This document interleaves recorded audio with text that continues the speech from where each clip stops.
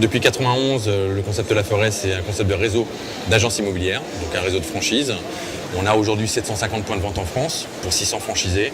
La première qualité d'un franchisé déjà, c'est le management. Pourquoi ? Parce que dès le matin, la première chose qu'il a à faire dès l'ouverture de son agence, outre d'écouter les messages, etc., c'est tout de suite d'avoir une réunion avec l'ensemble de son équipe. Une équipe est constituée en moyenne de 3 négociateurs plus une assistante. Dans cette réunion, qui va durer une petite demi-heure, on va faire un point de la veille, ce qui est passé dans son activité. Ensuite, il va accompagner aussi ses négociateurs, négociatrices dans la prospection. Alors, prospection, ça peut être aussi bien du porte-à-porte pour aller chercher du mandat, mais aussi bien dans du boitage que serrer des mains à la recherche d'informations. C'est un métier très important de recherche d'informations. Il faut avoir la culture d'information pour pouvoir se lancer dans ce métier-là. Ça, on va dire, c'est le quotidien pratiquement immuable du matin. L'après-midi, on est dans la relance des acquéreurs. Relance des acquéreurs, ce qu'on appelle aussi la pige. Donc on a un fichier bien présent. On est là pour faire un suivi de mandat, suivi des acquéreurs. Et à partir de 17h, on est très proche des acquéreurs pour tout ce qui est visite.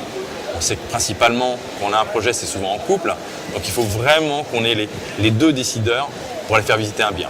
Ça, on va dire que c'est l'activité d'une agence immobilière du lundi au vendredi.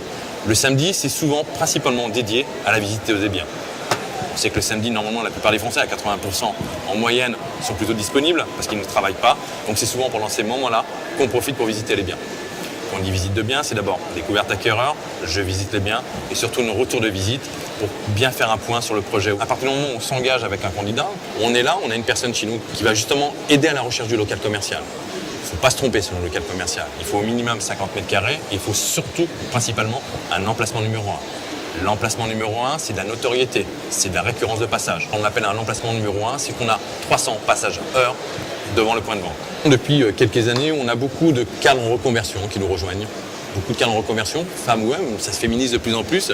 On a aussi quelques professionnels de l'immobilier aussi qui nous rejoignent, ce qui est une grande nouveauté maintenant depuis 3 ans. Mais principalement, toute l'activité est liée sur des cadres parce que ce métier est régi sous la loi Hoguet. Donc il faut au minimum soit une expérience professionnelle qui n'est pas dans le domaine immobilier pour prendre une validation d'acquis d'expérience et pour avoir la carte T, soit un diplôme qui a les licences minimum, juridique ou comptable, qui fait qu'on peut obtenir la carte. Voilà la moyenne des gens qui nous rejoignent aujourd'hui.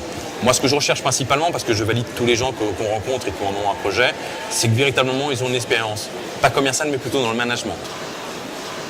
On a signé un contrat de franchise, on va rechercher le local et pendant cette activité-là, on a une formation qui est dédiée aux franchisés.